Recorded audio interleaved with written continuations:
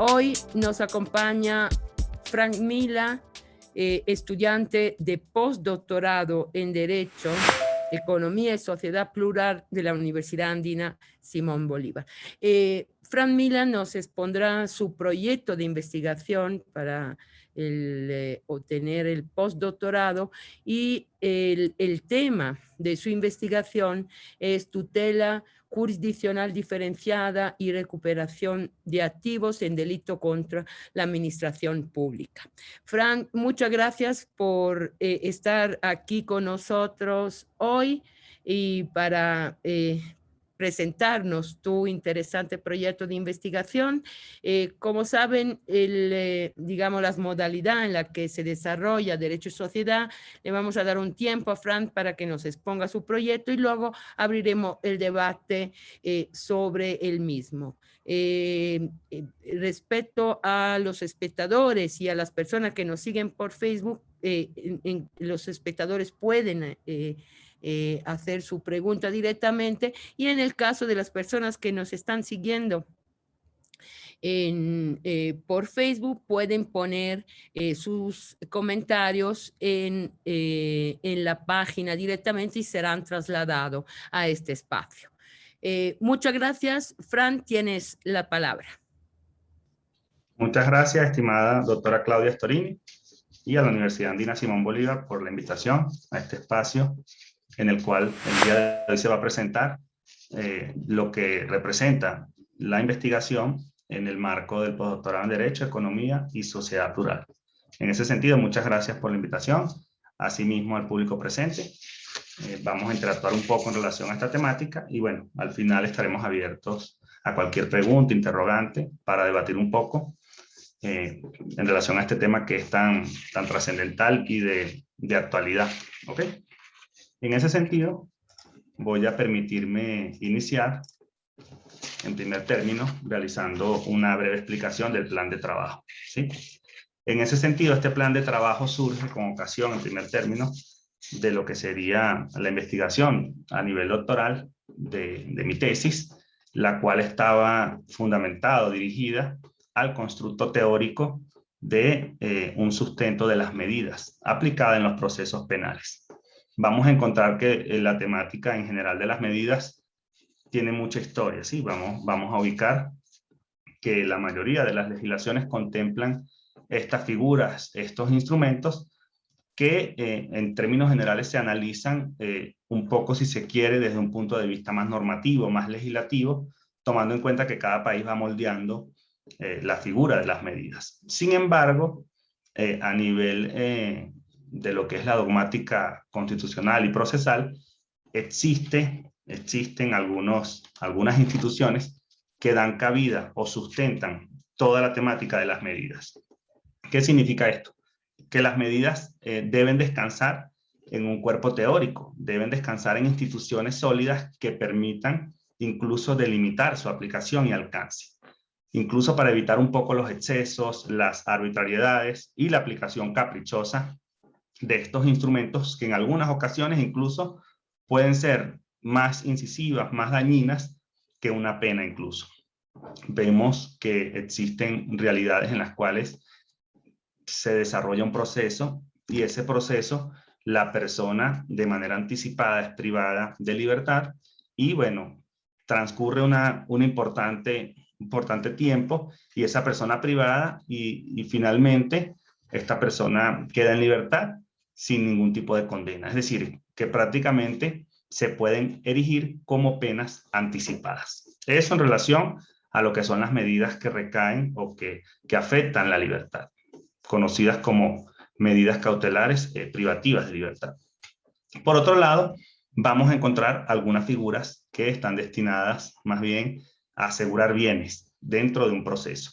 Y esos bienes tampoco pueden ser asegurados de manera azarosa, de manera desmedida, y vamos a notar que existen procesos en los cuales no están las reglas muy claras con respecto al alcance que tienen las medidas que afectan bienes, es decir, medidas cautelares reales. En ese sentido, teniendo claridad a nivel teórico de esas figuras, surge esta investigación que amplía, profundiza la temática que que vengo trabajando e incorpora algo específico que actualmente está en mucha discusión, como lo es el tema de la recuperación de activos, que de igual manera no tiene un soporte teórico tan claro y es necesario ubicarlo en ciertas categorías para poder trabajar de manera precisa, con cimientos, con seguridad en relación a esta temática.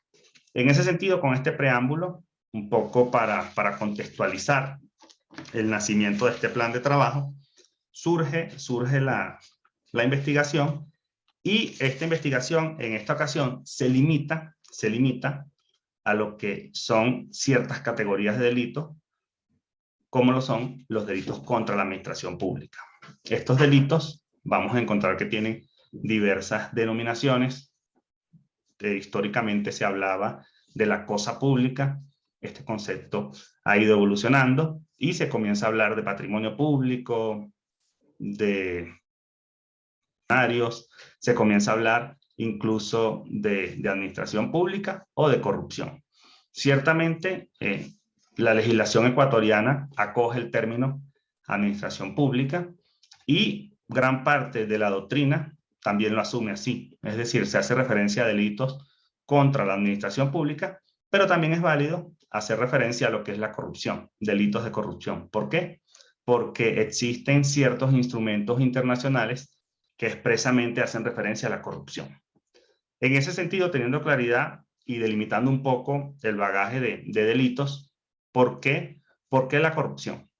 Simplemente la corrupción no es un tema nuevo. La corrupción ha existido, bueno, desde tiempos muy remotos, y en nuestros días está en auge incluso, y no existe un país, un estado, en el cual no exista este fenómeno. En todos los países, en mayor o en menor medida, existe la corrupción, y es un reflejo reciente en Iberoamérica, por lo menos, lo que ha golpeado este fenómeno.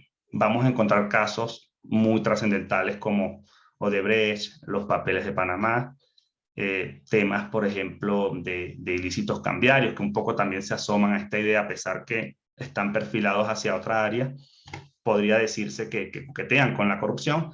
Y adicionalmente, en el plano incluso local, vemos condenas a altos funcionarios, expresidentes, ministros, entre otros.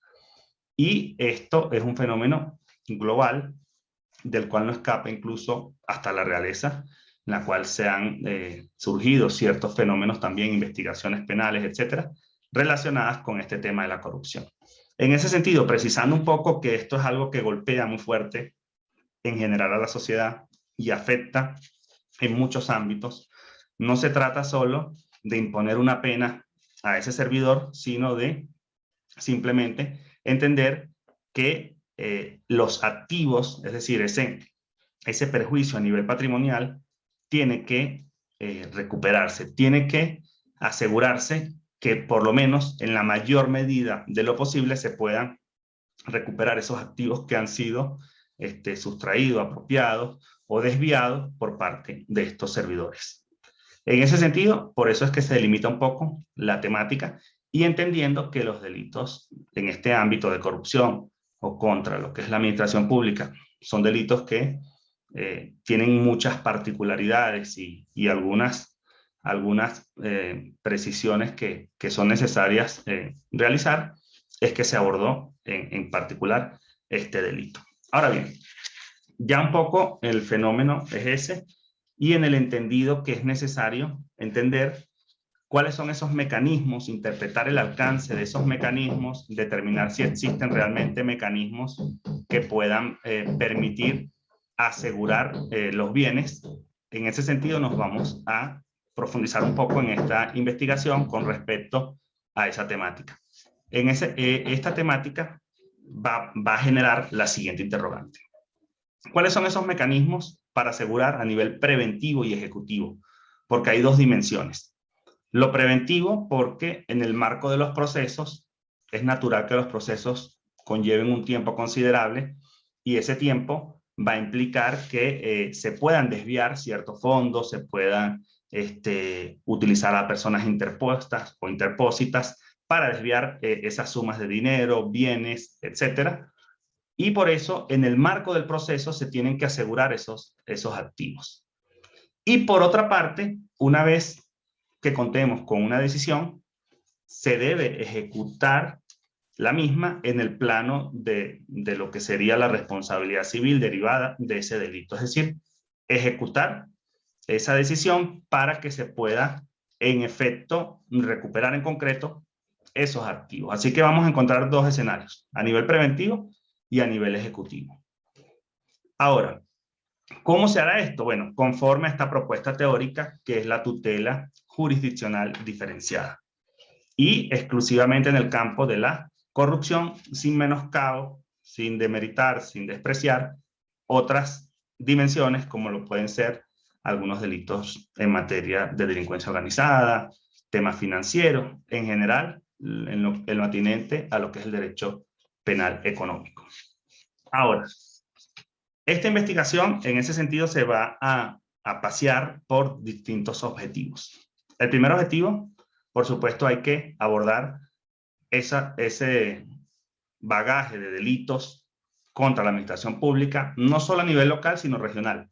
Existe, de cierta manera, uniformidad con respecto a algunos tipos penales en concreto que están de manera universal reconocidos, estandarizados, y en parte esto se debe a esa incorporación a nivel legislativo que han hecho distintos estados en honor a esos instrumentos internacionales como lo son las convenciones, tanto internacional de las Naciones Unidas en materia de corrupción, como la Convención Americana o latinoamericana en materia de corrupción. Es decir, vamos a encontrar dos instrumentos que son la base aquí y que incluso proponen, establecen ciertos mecanismos para que se pueda hacer frente a este fenómeno y asegurar esos activos.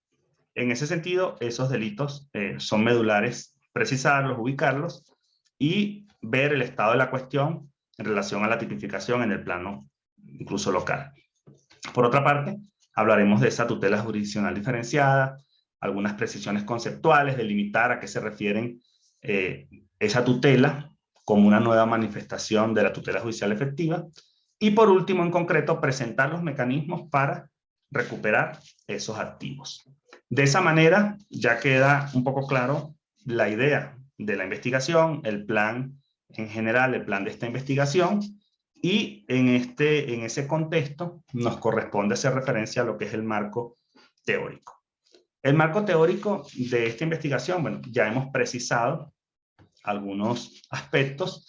Vamos simplemente a indagar un poco con respecto a eso. ¿Cuáles son las nuevas tendencias en relación a estos delitos que afectan a la administración pública?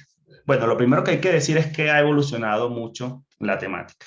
Ya no trabajamos con ese concepto cerrado de funcionario, con nombramiento, de carrera, etcétera, que tiene una trayectoria en lo que es la administración pública, sino que hablamos de un concepto de servidor.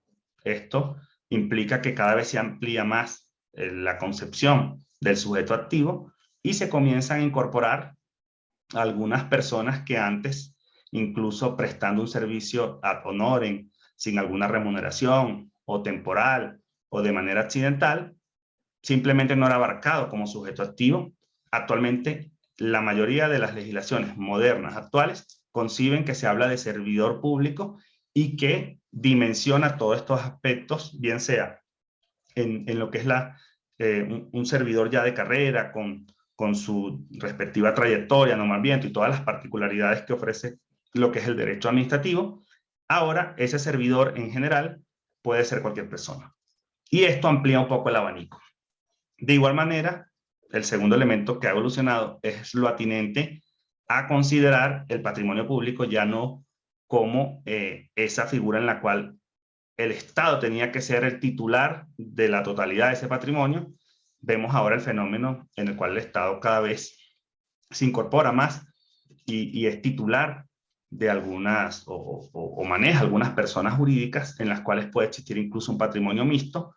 Bueno, se maneja incluso que un porcentaje que esté allí y el Estado en el cual intervenga más de un 50% pasa a ser considerado patrimonio público. Esto se ve mucho con los fenómenos de los bancos, algunas empresas, y creo que en el caso de Ecuador no escapa de ello, en virtud que que hay empresas que son del Estado e incluso entidades financieras.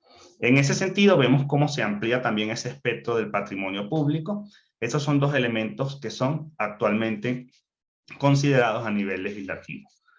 Asimismo, existen algunos problemas dogmáticos con respecto a la intervención delictiva de personas que no son servidoras.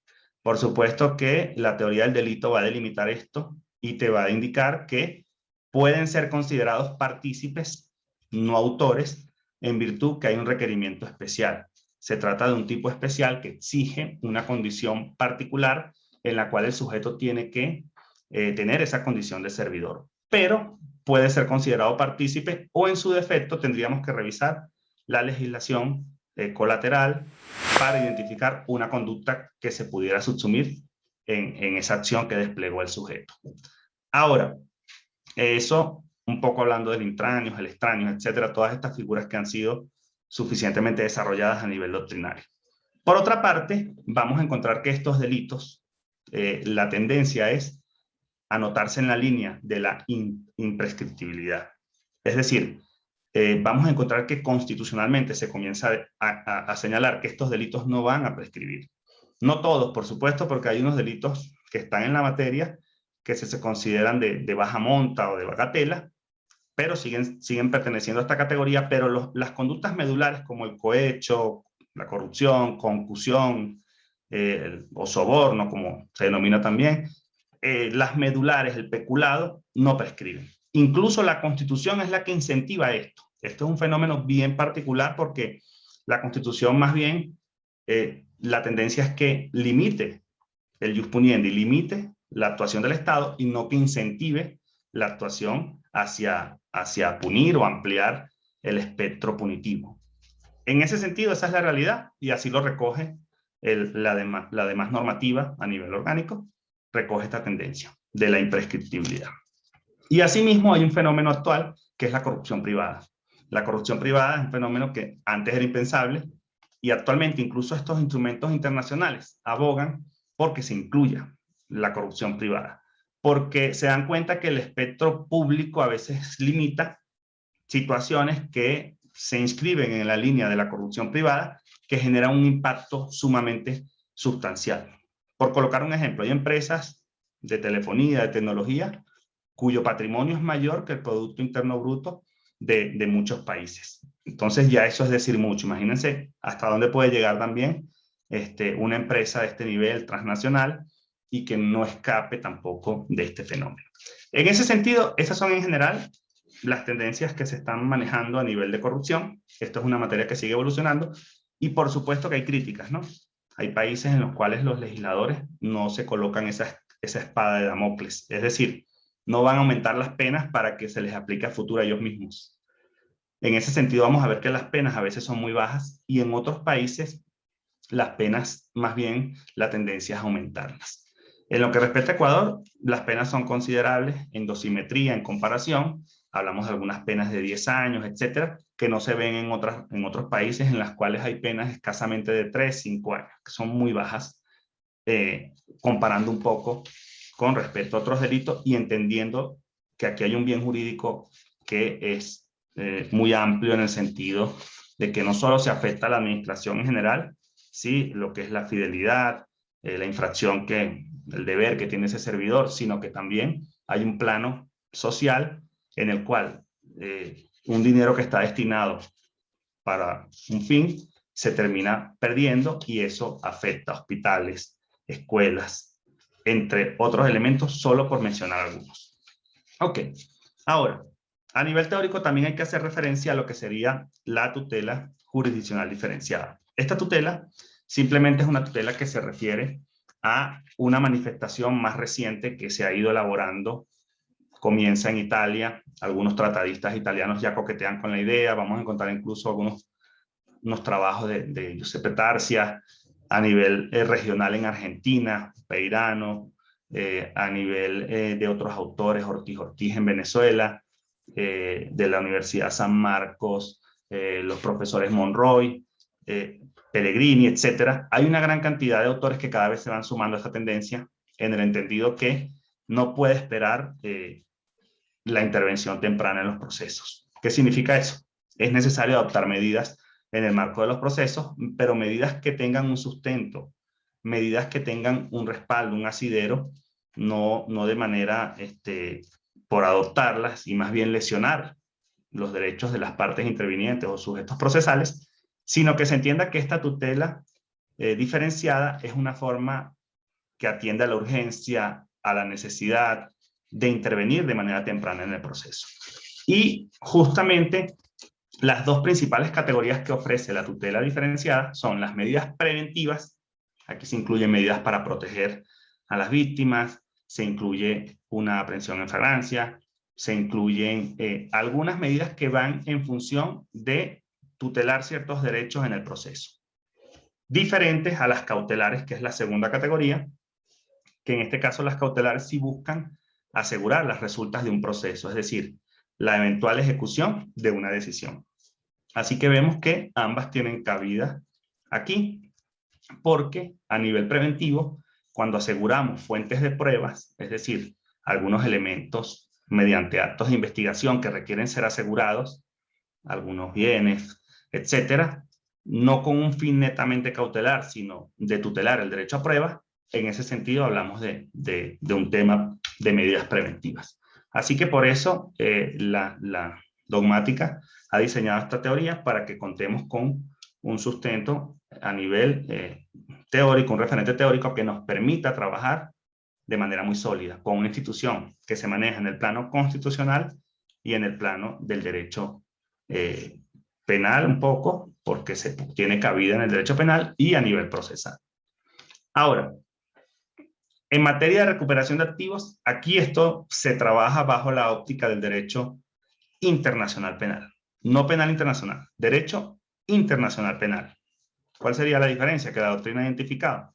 Básicamente el derecho penal internacional ya nos hace alusión a lo que son esos denominados internacionalmente crímenes, ¿sí? O violaciones graves a los derechos humanos que entran en la categoría de crímenes, pero entendiendo la concepción que tenga cada estado, ¿no? Bipartita, tripartita, pero en todo caso, a nivel local se habla de delitos y estos delitos internacionales son los que afectan en general a la humanidad, son los que va a inscribirse en la línea del derecho penal internacional.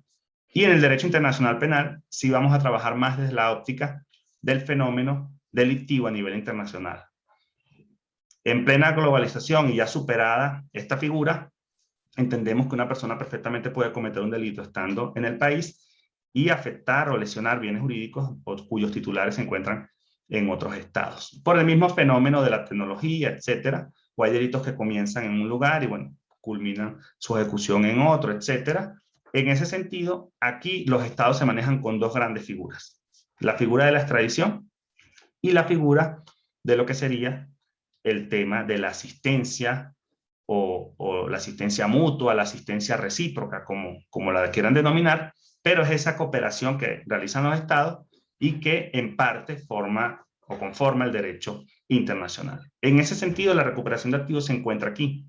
Si hay países que tienen buenas relaciones, usualmente se van a facilitar estos espacios. Sin embargo, hay muchas dificultades a nivel político, a nivel temporal, algunas marcadas diferencias por el mismo contexto cultural de cada país, que a veces dificulta esto. Y por eso es que se han reunido los estados para elaborar cierta normativa internacional que facilite esto. Porque no es un secreto que un político, por ejemplo, que desfalca determinada empresa o comete actos de corrupción trascendentales, el dinero no va a parar en el mismo país. Ese dinero va a parar en paraísos fiscales o en algunos países que tienen estas facilidades a nivel bancario, que enaltecen el secreto, etcétera, y que es muy difícil detectar esos fondos. Pero en todo caso, al ubicarlos con una correcta investigación, se pueden precisar el lugar en el cual se encuentran y se puede activar estos mecanismos para recuperar, que es lo más importante. A fin de cuentas, la pena se discute sustancialmente lo que es su función, los que pregonan las teorías absolutas o relativas de la pena. Todas estas discusiones te llevan a decir que, bueno, que la pena es más preventiva, pero también tiene un componente de venganza o conceptos absolutos de justicia, etcétera. Pero a todas cuentas, aquí el daño es tan fuerte a nivel económico que ninguna pena lo va a superar. Por más que se imponga una pena de 8 o 7 años y que este sujeto, bueno, quede en libertad después, el dinero, los bienes, los activos, es lo trascendental. Y aquí se viene inclinando la doctrina, incluso en Europa se dieron cuenta de esto y emitieron recientemente, hablamos del año 2014, una normativa, una disposición para asegurar el embargo de estos activos y facilitar todo este tema de la recuperación. Pero vean que es muy reciente, hablamos del año 2014. Por supuesto que hay unos antecedentes, ¿no? Ya nos remontamos al año 2006, 2007, etcétera. Otras figuras que intentaban materializar este proyecto, pero se logró fue en el año 2014. Y a nivel regional, irónicamente, Latinoamérica se adelantó al mundo. La Convención Latinoamericana en materia de corrupción fue primera que la Convención de las Naciones Unidas. Vean ustedes todo lo que demoró la Unión de Naciones para poder materializar un instrumento en materia de corrupción, siendo este un fenómeno tan antiguo y tan frecuente. Ahora bien, esos son los aspectos teóricos que adelantan un poco algunos resultados de la investigación. A nivel metodológico, esta es una investigación documental, ¿sí? Un enfoque cualitativo. Su nivel descriptivo metodológicamente, pero se inscribe más en una investigación hermenéutica. Es decir, vamos a interpretar aquí elementos dogmáticos, normativos, jurisprudenciales y otros componentes que trasciendan incluso del plano del derecho, porque este fenómeno de la corrupción abarca otros espacios que no son meramente jurídicos. Y bueno, por último, se está procesando la información a través de lo que es el análisis documental, el tema de los contenidos, etc. Eso a nivel metodológico. Ahora, ¿cuáles son los principales hallazgos que encontramos en esta investigación? Bueno, ya hemos hecho algunas estructuras. Aquí ya se comenzó a trabajar en la elaboración de la investigación para su eventual publicación en forma de texto y comenzamos con los delitos contra la administración pública, precisiones conceptuales, históricas, evolutivas, luego algunas denominaciones, lo que les mencionaba, delitos que afectan lo que sería la cosa pública, delitos de corrupción, entre otras terminologías, para un poco estar en el contexto y entender incluso que hay figuras que el legislador considera en lo que es cualquier ley, que se trata de un delito que afecta a la administración pública, pero realmente no es así, ¿ok? O casos contrarios, situaciones como por ejemplo peculados denominados imprudentes o culposos que están en algunas legislaciones y en otras no. Realmente esto entra en esa esfera. Bueno, todas estas precisiones ya se realizan en este trabajo que está bastante adelantado.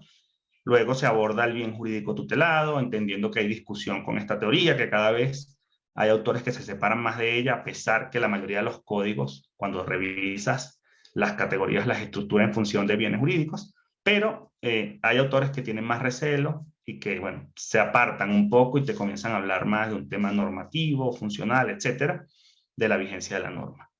Por otra parte, vamos a encontrar entonces cuáles son esos delitos en el plano más que todo local, pero sin menoscabo de algunas comparaciones, un poco de derecho comparado aquí, porque hay que tener una visión muy global de este fenómeno.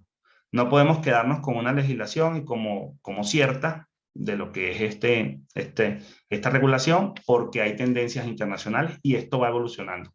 Incluso hay países que no tipifican estas conductas en un código, en el código, porque son cambiantes y prefieren trabajar con una ley aparte, una legislación paratípica o colateral que regula estas conductas. Por otra parte, en el ámbito de la administración pública hay que realizar precisiones, lo que hablábamos del derecho administrativo es muy amplio todo este tema terminológico, y llegamos al punto de los servidores públicos y las nuevas tendencias que ya les mencionaba, la imprescriptibilidad y lo medular aquí, que son las consecuencias jurídicas del delito. ¿A qué me refiero? Simplemente cuando se realiza una conducta delictiva, se comete un delito, en este ámbito hay consecuencias jurídicas porque por lo general hay una responsabilidad civil derivada de este delito.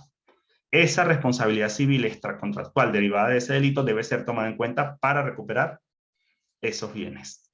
Porque no la mayoría, pero sí un gran número de estos tipos penales persigue un fin como elemento subjetivo a nivel económico.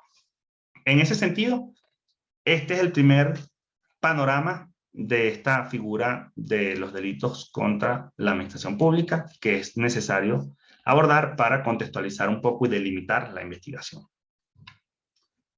Por otra parte, vamos a encontrar un bagaje de medidas que se denominan preventivas y cautelares, y aquí juega un papel importante la tutela diferenciada. Como les mencionaba, la tutela diferenciada aún está en construcción, eso hay que decirlo. No todo está dicho aquí. Lo importante es que la dogmática procesal ya se dio cuenta que se debe regular de manera diferenciada ciertas tutelas.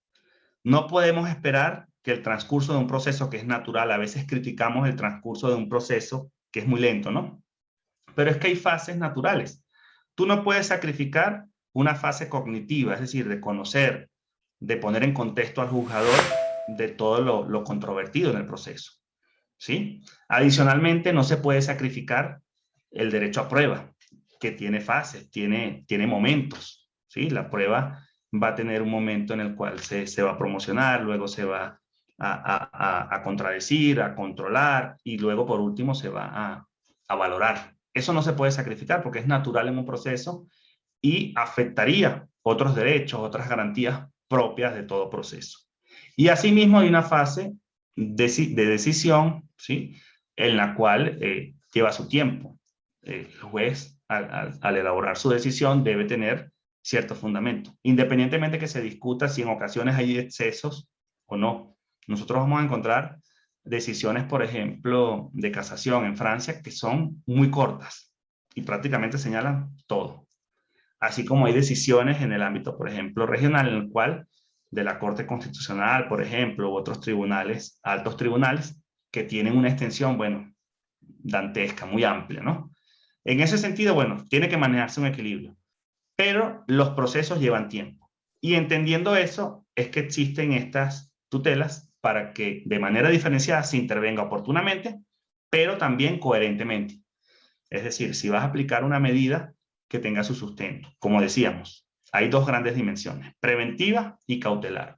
¿Vas a tutelar un derecho de las partes en el proceso? Te anotas en la idea de las medidas preventivas. ¿Vas a buscar asegurar el tema cautelar? Te anotas en la idea de las medidas netamente cautelares, que pueden ser en el plano penal, personales, privación de libertad, o reales, como lo serían todo este tema del aseguramiento de ciertos bienes, preventivamente. ¿Ok? En ese sentido, el Código Orgánico Integral Penal trabaja armónicamente con esta figura. Sí, vamos a encontrar que incluso hace una división muy similar a esta división teórica, a pesar que cuando se revise, realmente unas categorías no se correspondan, ¿no? Con una verdadera esencia preventiva cautelar, pero no son excluyentes en ningún momento, sino todo lo contrario. Te permiten optimizar la interpretación y aplicación de esas figuras. ¿Por qué? Porque cuando se aplica una medida, la medida tiene características y tiene principios. Y la tutela diferenciada ya ha elaborado estos principios. El tema accesorio, el tema de la legalidad, el tema de ciertos elementos que hay que observar, la proporcionalidad, entre otros que son medulares. Y a nivel cautelar igual. Para aplicar una medida tienen que darse ciertos elementos, ¿no? Ese famoso periculum in mora, el famoso unis juris, y en algunas el periculum in damni, cuando se trata de medidas a nivel real. En ese sentido, estas tutelas son diferenciadas precisamente porque son apremiantes, son de respuesta inmediata. Y vamos a encontrar otras categorías, no operan en el plano penal, pero igual están inscritas aquí, como lo es la figura de la acción de protección o el amparo, como se denomina en otros países, Verbigracia, México, Venezuela, etcétera, o algunas situaciones concretas en las cuales esta tutela también abarca las denominadas medidas autosatisfactivas, que son muy utilizadas en el plano del derecho administrativo. Así que las dos que vamos a utilizar son la preventiva y la cautelar, porque son las más representativas. Incluso, ustedes van a encontrar que algunos autores hablan de tutela preventiva en general y abarca la cautelar como un género.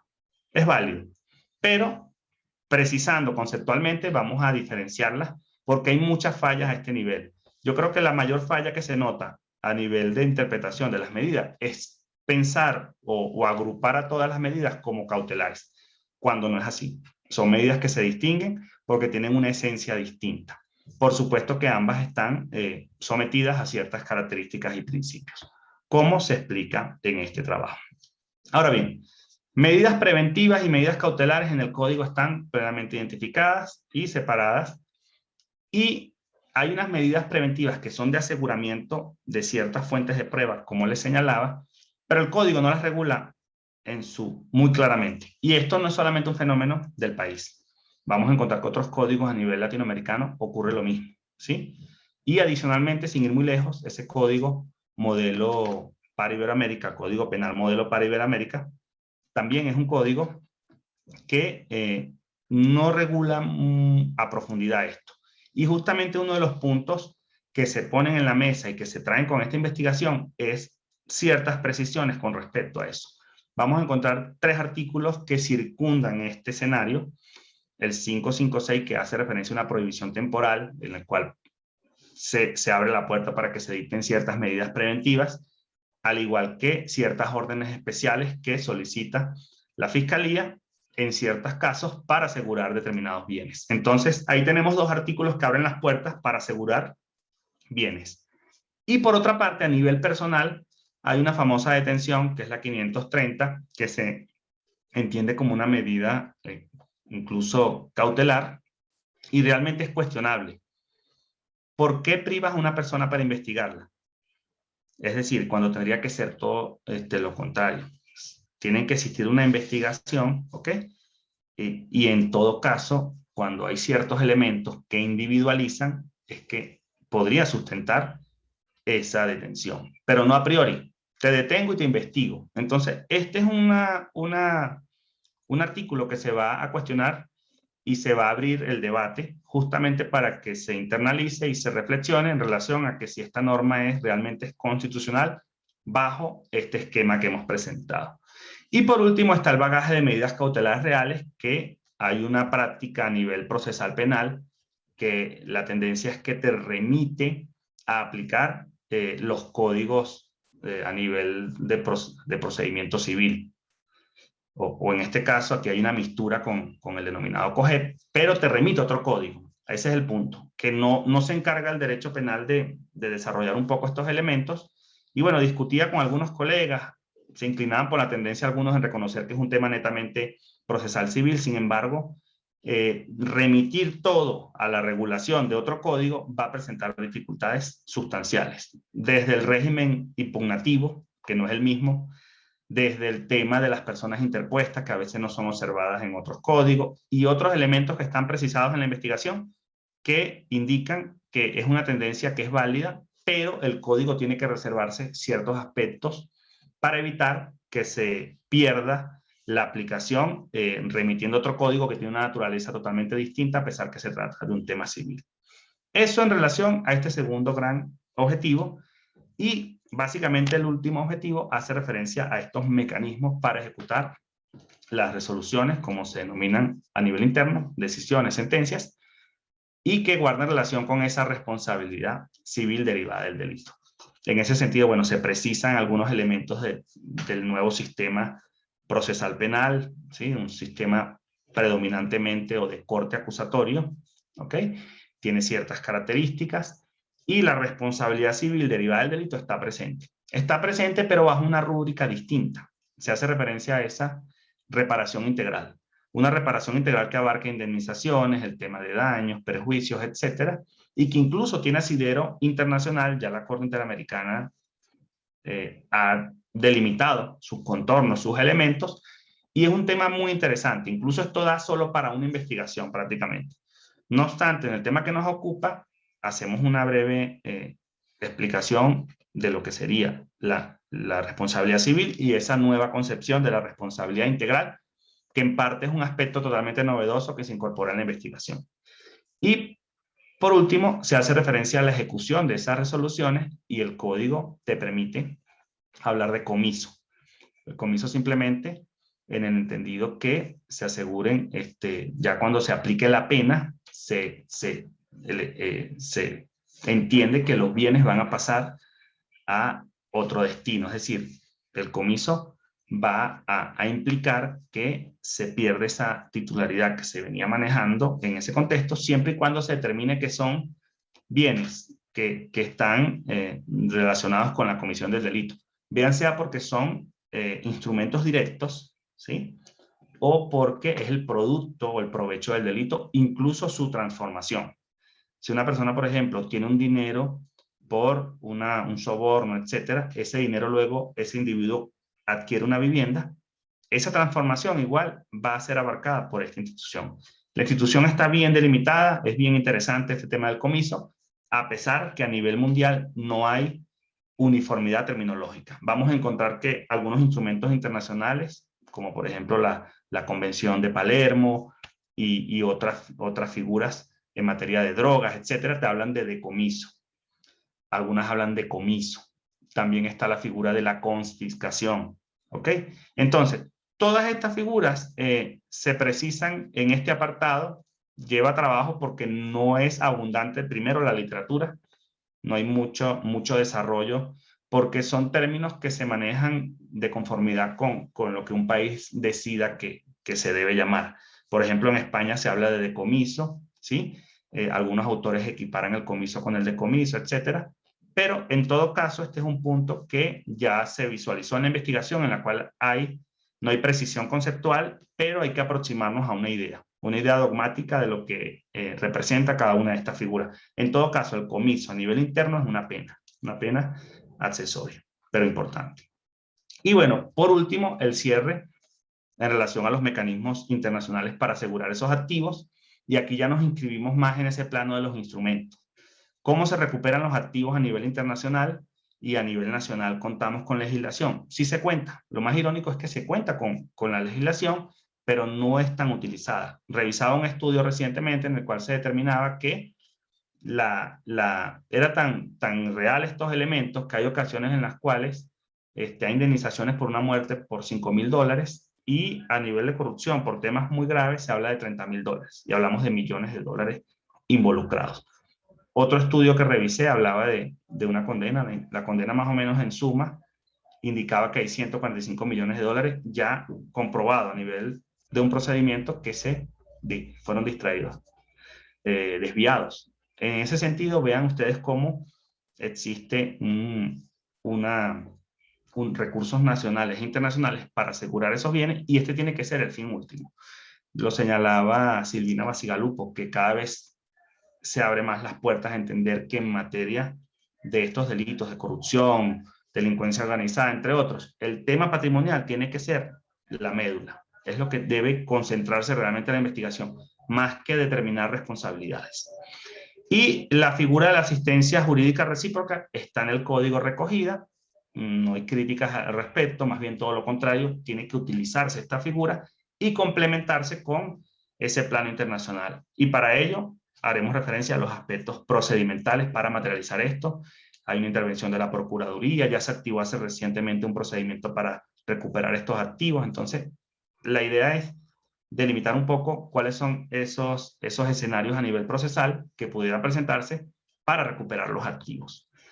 Aquí dejo, bueno, algunos de los instrumentos principales a nivel europeo. Les mencionaba esa directiva sobre el embargo y decomiso, y a nivel regional la Convención de las Naciones Unidas, año 2003, y la Convención Americana del año 96. Vemos cómo se adelantó el tema latinoamericano a esa regulación.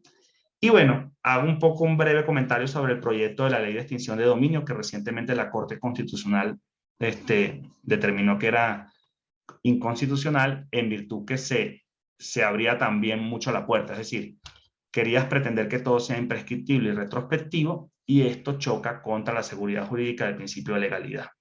¿A qué nos referimos? No se puede aplicar retroactivamente la ley penal. Eso es una máxima, un principio, un derivado de ese principio de legalidad que formuló Paul Feuerbach hace, siglos, y que está cada día más presente y que la doctrina ha ido distribuyendo, delimitando, y basta revisar el Tratado de Rothschild o del profesor Muñoz Conde para ubicar ciertos elementos, y uno de ellos es la prohibición de ley retroactiva. Entonces, esa dimensión tampoco la podemos soslayar a ciegas para buscar recuperar un activo y, de cierta manera, que merme el impacto económico que tienen estos delitos a ultranza, porque existen también derechos y garantías. Y la normativa sí están dadas las condiciones para que se aseguren. ¿Que hay que mejorar? Por supuesto que hay que mejorar. Del eje Ferenda hay que tomar en consideración algunos elementos para que a futuro se optimice este plano de lo que es el aseguramiento de activos. Y aquí les dejo la decisión que es reciente, año 2021, la número 1-212. Pueden revisarla con más calma, es una decisión muy interesante, hay una discusión incluso con un voto salvado, pero bueno, se las dejo allí para que revisen. Y es bien interesante porque es algo que está en debate, o hace poco estaba en debate en la Asamblea, y miren al punto que llegó. Por último, ¿existe una política criminal en materia de recuperación de activos? Bueno, esa es una pregunta que surge de la investigación y esperamos, cuando se concluya el trabajo, dar respuesta a la misma, determinar si realmente hay una política que va hacia la recuperación de activos o todo lo contrario, cada vez se busca más incrementar la burocracia o limitar un poco el ejercicio de esto y lo que demora, ¿sí? Que también puede ser perjudicial. En ese sentido buscaríamos esa respuesta. Aquí les dejo una frase del autor John Grisham, el más reconocido novelista a nivel jurídico, ¿sí? Autor de diferentes obras como Tiempo de Matar, La Firma, La Trampa, etcétera, que muchas de ellas incluso han sido llevadas a la gran pantalla. Y él simplemente nos señala: quien cumple una pena por delitos económicos, el castigo es verse humillado al perder su condición social y su nivel de vida. ¿Cuál es el mensaje? El mensaje es que la pena en sí no va a tener ningún efecto si no hay presente el aseguramiento a nivel pecuniario económico, que es el quid del asunto, el fondo, porque el impacto que se genera en este ámbito afecta a una nación en muchos ámbitos. Espero que haya sido de su agrado. Muchas gracias a la profesora Claudia Storini y bueno, quedamos atentos para el desarrollo del evento.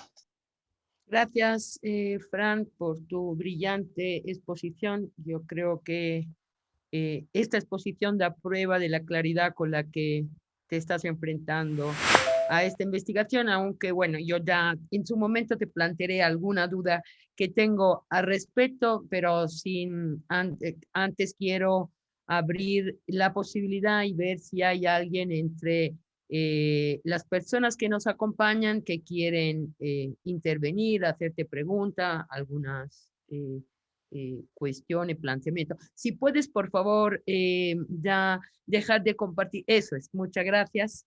Y en ese sentido, estamos atentos si pueden levantar la mano, si hay alguna opinión, aporte, intervención de las personas. Y sí le pediría a Fausto que por favor mirara si hay algún comentario en Facebook que podemos transmitir a Frank. De acuerdo, ahora estoy revisando. Muchas gracias. No hay ninguna pregunta.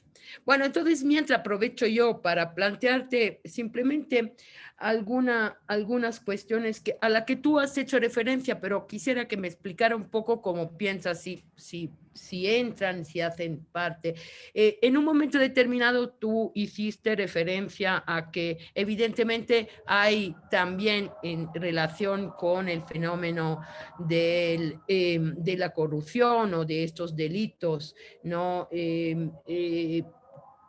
Un aspecto importante que es sociológico, ¿no? Y además es un factor que, como bien tú apuntas, no es característico de un país o de otro, tal vez es más fuerte en algunos países que en otro, ¿no? Entonces, en ese sentido, sí creo que también hay una incidencia, digamos, que debería ser considerada desde la sociología, ¿no?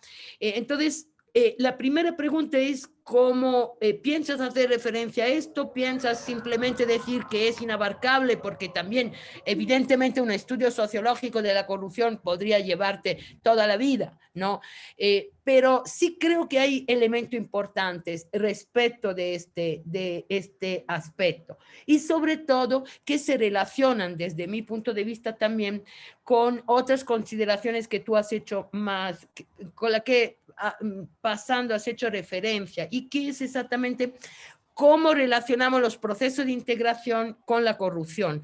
Yo sí creo que la Unión Europea ha intentado de alguna manera, porque efectivamente la corrupción, como tú dices, yo a veces actúo en un determinado espacio territorial, pero luego mi plata se va a otro lugar, o bien también, claro, en un contexto como la Unión Europea, hasta podría darse una corrupción dentro del sistema de integración, ¿no? ¿Me entiendes? Es decir, que ya finalmente perdemos esta relación de territorio-estado porque hay fondos, por ejemplo, europeos, ¿no? Que se gestionan por parte de municipios y que se mal gestionan y malversan. Entonces, también yo sí creo que este fenómeno está afectado por la globalización, por la integración, por todo esto, ¿no? Entonces, quisiera también, claro, yo entiendo y digamos que comparto tu planteamiento de investigación, pero creo que en algún momento tú deberías decir, mire, yo sé que esto también es importante, pero no puedo entrar o voy a entrar de manera limitada o voy... eso no me resultó claro de tu exposición. Es decir, cómo te enfrentas a estos dos también parámetros que son importantes en tu investigación y que desde luego en ambos casos no puedes tú tratar de manera profunda porque serían otras investigaciones, ¿no? Pero sí creo que en algún momento deberías hacer referencia a esto, aunque sea para decir yo no voy a entrar en eso, ¿no? Tomo en consideración que exista y no entran. Esto me parece un aspecto importante. Y también, claro, en relación con la imprescriptibilidad, también yo creo que en tu investigación aquí, no sé, es decir, el elemento esencial no es tanto la imprescriptibilidad, perdona, sino es exactamente lo que es además esta tutela jurisdiccional para que de alguna manera se pueda recuperar estos activos, ¿no? Porque finalmente el interés general del Estado debería ser no el de condenar, sino el de recuperar, fundamental y más importante, porque realmente más allá de la condena hacia las personas, el Estado debería poder, porque como tú bien decías, esto dinero a veces se sustrae a educación, a salud, a ámbito súper importante para la sociedad, ¿no? Entonces, tal vez en estos la verdad que yo creo que el elemento, como justamente tú pones en evidencia, el elemento más importante no es tanto la condena, sino el poder recuperar este dinero que ha sido sustraído a la sociedad. Eso y nada más, y felicitarte, creo que es una investigación muy interesante y también no solo felicitarte por la investigación y por el tema de investigación, sino también por la exposición que ha sido muy clara y muy bien organizada. Muchas gracias, doctora Storini. Bueno, totalmente de acuerdo con sus señalamientos.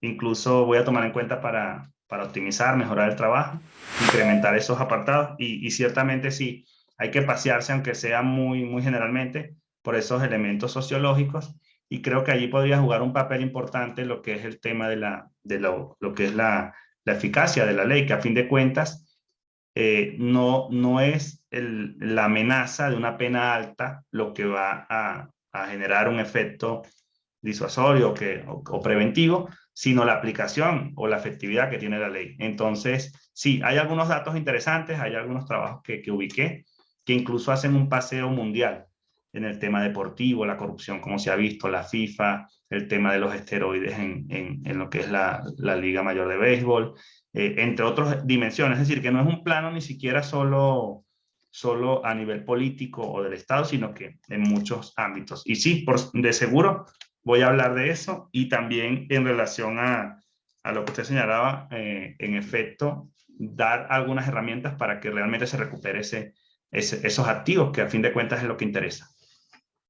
Muchas gracias, doctora Storini. No, gracias a ti. Además que yo creo que este ámbito de investigación, Fran, tú tienes para toda la vida, porque luego podrás irte a estos otros ámbitos que también son interesantes, ¿no? Es decir, creo realmente que hay muchas aristas hacia la que tú puedes ir caminando, y por eso también celebro tu elección y la elección del tema. Muy bien, no sé, entonces, si no hay preguntas por parte de los invitados a este debate, Fausto nos dice que no tenemos ninguna pregunta en Facebook. Entonces, solo la verdad me queda agradecer a Fran esta magnífica exposición, haber compartido este espacio con nosotros y nosotras, y bueno, como siempre, darle cita de aquí a un mes para la 6ª conferencia de Derecho y Sociedad. Muchas gracias, mucha suerte en tu trabajo, éxito, Fran, y muchas gracias. Gracias, estimada doctora, un abrazo, gracias a todos.